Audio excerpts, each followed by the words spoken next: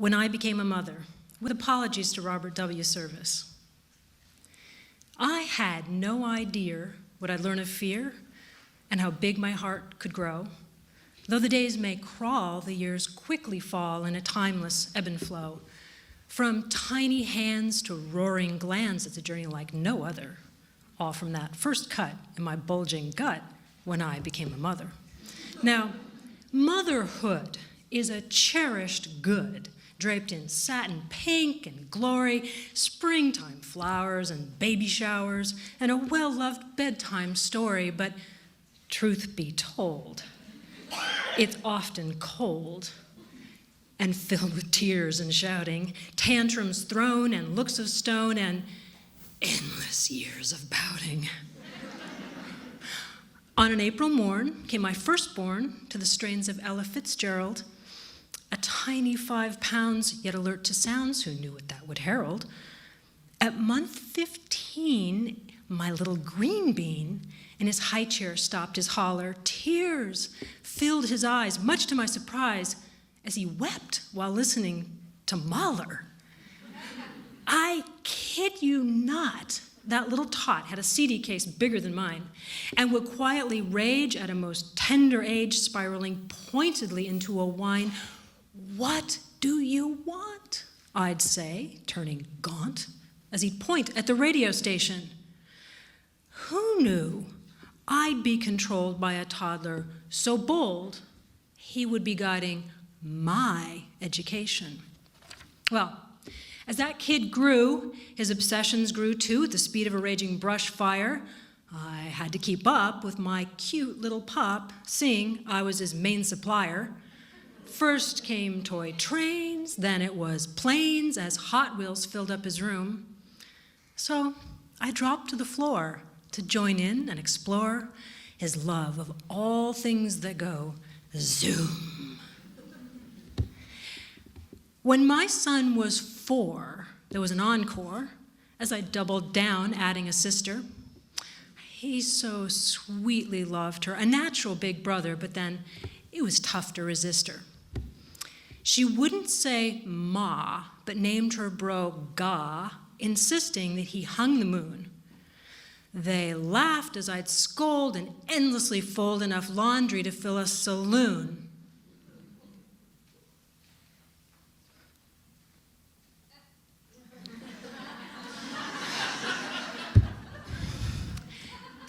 Next came princesses and tea party messes and giggling into the night. I had to learn fast from an enthusiast not to mix up Mulan with Snow White. I knew I was outnumbered as those kiddies slumbered, so I studied and I re-upped my game. For heaven forfend I could ever descend, but to be told by my offspring, "You're lame." My own childhood was stunted when death cruelly shunted my father away suddenly. I was only 16 when that sorrowful scene betrayed early how short life could be. Yet new healing was built on the ashes and silt of that broken life. I could now grow up, though in trial by fire, as my job could require that I hold out my hands to catch throw up. So I dug in my heels and cooked endless meals as I nourished both body and mind, built towers of Legoses whilst blowing their noses, and pretended it wasn't a grind. Through dishes and mopping and chores, never stopping, I lingered to laugh and to play. 'Cause in each greeting, I felt time fleeting, and like baby birds, kids fly away. As the years rolled on, I held out the baton to pass to the next generation. I talked and I shared and eagerly prepared, yet was met with eye-rolling vexation. My love of history was a complete mystery, my passion for theater oddball. Tensions mounted as opinions sprouted. Could these be my children at all? My kids, not yet grown, with thoughts of their own? I pondered and evaluated. I'd yet have my way, betting my DNA could any time be activated. But they'd paid attention when I'd mentioned they'd be independent in thought, caught in my own net, but without much regret. By my children, I was taught.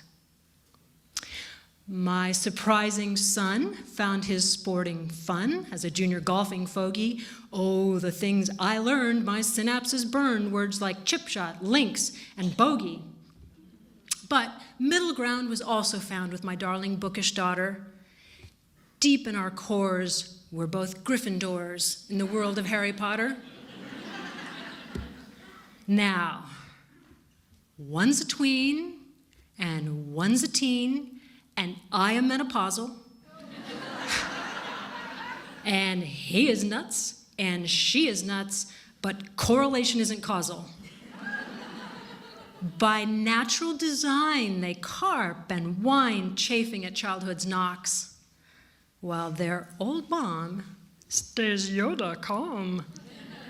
She's nuts too, like a wise fox, 'cause from babehood on, my clever spawn, for years, have schooled me well, paid off in hugs or clueless shrugs. A parental heavenly hell. Oh, they can be lazy, drive me quite crazy, but I'm happy I never yet killed them. Hoping someday they learn all they've taught me in turn when they finally have their own children. I had no idea what I'd learn of fear and how big my heart could grow. Though the days may crawl, the years quickly fall in a timeless ebb and flow. From tiny hands to roaring glands, it's a journey like no other. All from that first cut in my bulging gut when I became a mother.